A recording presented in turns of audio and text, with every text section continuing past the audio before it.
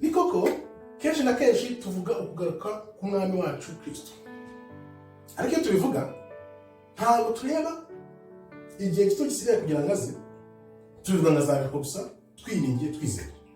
Ariko se tuba tureba igihe gito gisigaye kugira ngo aze? Iyo usomye mu gitabo cy'Abatesalonike ba kabiri ubona neza ko ibihe byo kugaruka k'umwami wacu Kristo biri kugenda byegereza, biri kwegereza kugaruka kuko ntabwo ari ukugushidikanyaho kuko azagaruka. Kubw'ibyo abakunda Imana bakunda Kristo bazamenyekana, ntabwo bizongera gushirwa kuko buri wese ukunda Kristo n'utaramukurikiye bazamenyekana, ntabwo bizongera gushirwa. Abantu bihishe bavuga ngo bakunda Imana kandi batayikunda.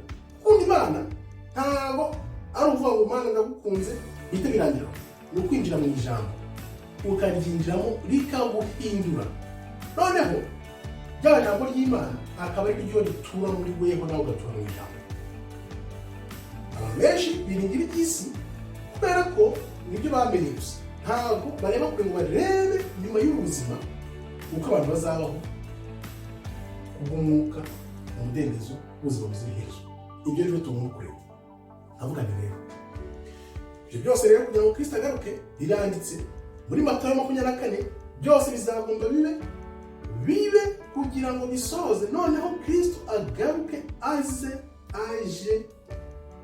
kurimbura. Ntabwo azagaruka noneho aje gushaka abantu ngo abakize cyangwa ngo ugende gute, azaje kurimbura abanze kumva ijambo, banze kumva ukuri.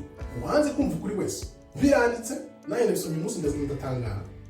Umuntu wese wanze kumva ukuri ubona ufite ibyago Kristo nagaruka. Shaka ukuri, ukizwe, ukiranuke, kuko nibyo bizakwambutsa biriya bihe byo kugaruka k'umwami Kristo. Satani kizakora akibasira abantu akafata bunyago, yabitangiye mwarabibonye, utabibona sinzi impamvu atabibona, kuko umugambi ugusunikira ibintu udashaka buri gihe by'ushyiraho ikibazo ndetse ibintu bidabishije. Ubwenge rero barabibonye, baravuga bati ibintu ntabyo twemeye.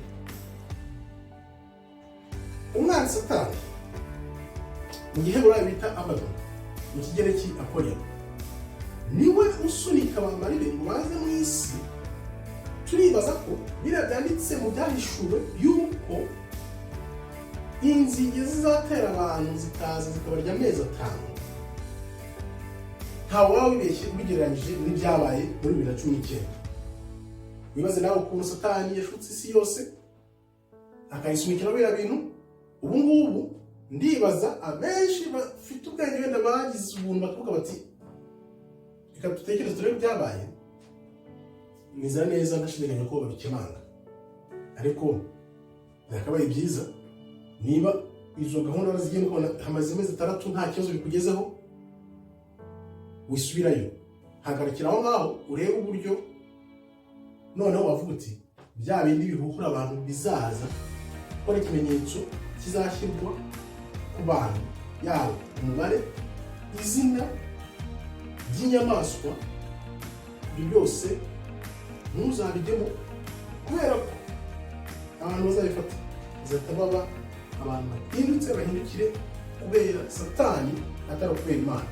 Ntuzisange ngo bazakorera Satani, shaka Imana, uva muri umubare wazarimba. Kuko Kristo nagaruka ntabwo azaje gutetesha abantu, azagaruka aje kurimbura. Biranditse, abantu bose banze kumva ukuri biranditse ko ariho Kristo azagarukira, ariho hazagenda kuri ntambara ya Armageddon izasoza byose.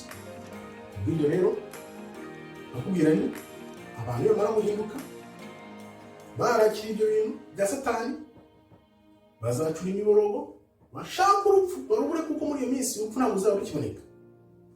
Ruzaba warakumiriwe kugira ngo ba bandi banze kumva noneho bakurikiye Satani bagira ingaruka z'ibyo bahisemo.